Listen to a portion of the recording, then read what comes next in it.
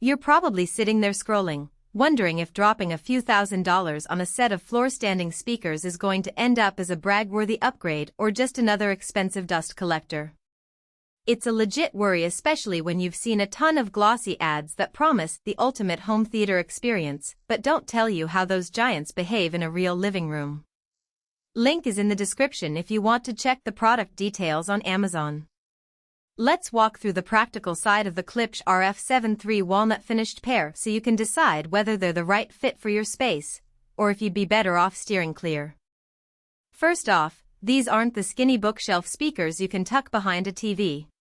The RF73 stands about 6 feet tall, with a solid walnut cabinet that looks more like a piece of furniture than a piece of audio gear. That design choice immediately changes the conversation about placement. In my own testing, the speakers needed at least a foot of breathing room on either side to let the 9090mm Tractrix horn breathe. If you try to shove them into a cramped media console, you'll notice the bass gets a little tight and the mid-highs start sounding a bit boxy, which is the horn's way of telling you it's being choked. So, the first practical rule of thumb, give them space, and you'll get space in the soundstage. Now, what does the Tractrix horn actually do for you?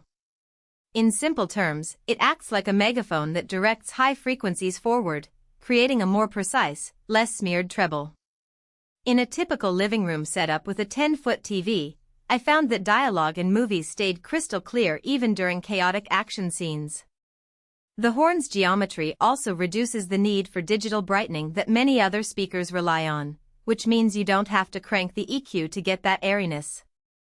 For music lovers, this translates to a more honest reproduction of acoustic instruments. Think a jazz saxophone that feels like it's sitting right on the couch, not behind a wall of sound.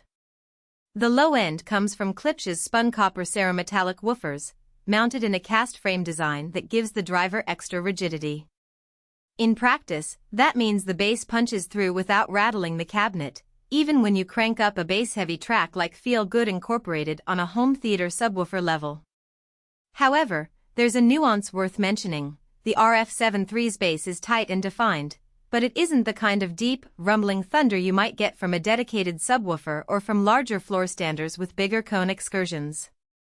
If you're the type who likes to feel the music shake the floor, you'll probably want to add a separate subwoofer to the mix. The speakers handle the transition smoothly, thanks to the crossover, but they won't replace a sub entirely.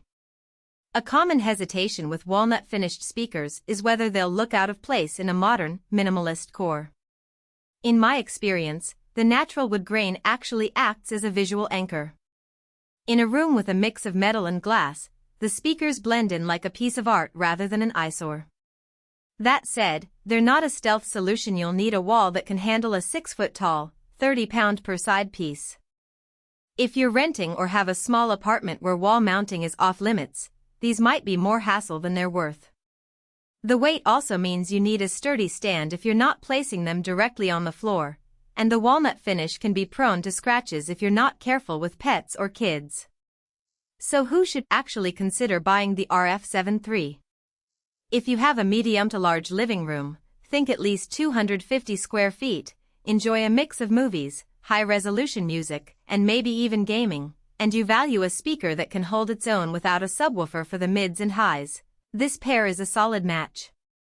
They excel in rooms where you can let the horn breathe and where the aesthetic of a wooden cabinet complements the interior. They're also a good choice for people who already own a decent AV receiver that can drive an 8-ohm load comfortably, because the RF73 isn't a power-hungry beast. Its efficiency lets you get a respectable SPL at moderate amp levels. Conversely, you'll want to skip them if you're living in a studio apartment, have a tight budget, or if you prioritize a low-profile look. The price point sits above entry-level floor standers, and the size makes them a poor fit for a bookshelf-only setup. Also, if you're looking for that earth-shaking sub-bass without adding an extra component, you'll probably feel short-changed after a few listening sessions. Lastly, if you rely heavily on Dolby Atmos height speakers, the RF73's upward-firing design isn't a factor. They're purely horizontal drivers, so you'd need a separate solution for that immersive layer. Let's talk daily usability. Plugging them in is straightforward. standard binding posts for speaker wire, a detachable grill that you can remove for cleaning or if you want that raw look. I've noticed the walnut finish.